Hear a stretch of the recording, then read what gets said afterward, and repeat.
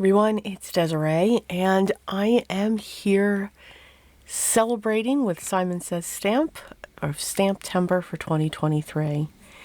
Here I am featuring the collaboration between Says Stamp and Paper Rose Studio, and this stamp set is called Beautiful Friend. We're going to use this gorgeous floral image, and I'm actually going to use my alcohol pens from Altenew. I haven't used those a while, so wanted to get some dust off of them and just have some fun coloring. I'm going to place the image in the center of my card panel, and I'm going to use my Ink on 3 blackout ink. It is alcohol marker friendly, and I'm going to stamp that a couple times to make sure I have a good impression. The cardstock that I'm using is Nina Solar White 80 pound, so that I can color my image. You always want to use a smooth cardstock when using your alcohol markers. I'm going to use the sentiment thanks, and I'm going to use my Altenew Obsidian ink to stamp that to get a good impression. Once I have that stamped, I've already chosen my colors for my alcohol inks. I have them off to the side, and we'll zoom in so that you can sit back and enjoy the coloring. I'm going to create a brown center for the daisies, and I'll be making them yellow and then using a coral color for the roses, and then of course 2 different shades of green for our leaves. So sit back and enjoy, and I'll see you at the other end.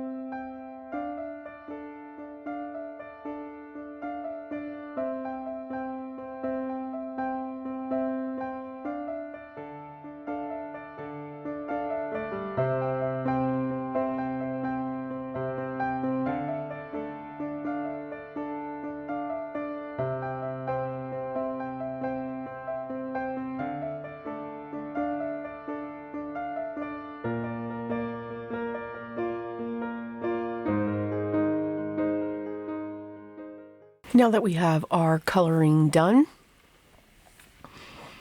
now I also have this panel already cut down where the floral is, and that's cut to 3 3/4 by 5 inches. I'm going to use my small paper trimmer to trim down the sentiment and keeping it close to that sentiment. I'm going to have that go across the front of the floral. Now, if you wanted to put this down below so that you're not covering that floral up, you could certainly do that as well. There's also many other sentiments here where you can build upon it, or use just a smaller one so that you're not covering as much as what I did. But I just was looking for the floral to come up from underneath of the sentiment to be that bouquet coming out. I'm using some thin double-sided foam squares to prop the sentiment up, and I will trim each of the sides using my scissors.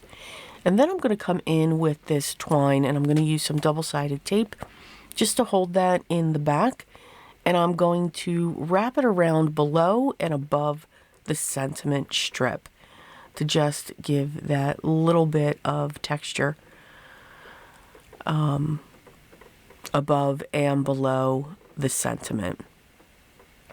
And again, it's nothing fancy, it's just a simple wrap, not pulling it too hard so the cardstock buckles, but rather it will lay flat.